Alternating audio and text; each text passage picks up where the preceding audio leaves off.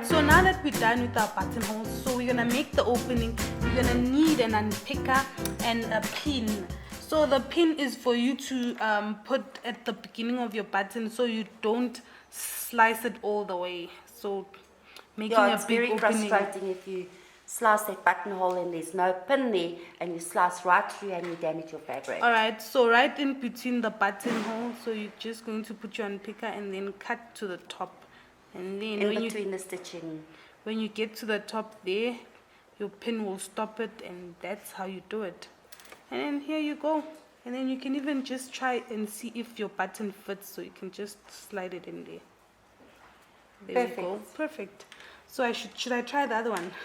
Do the other one as well. Right. There we go. And then the unpicker.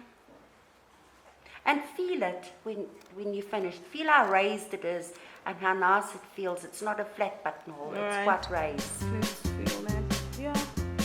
Oh yeah, it feels more thicker. Eh? Alright, and that's how you do a buttonhole.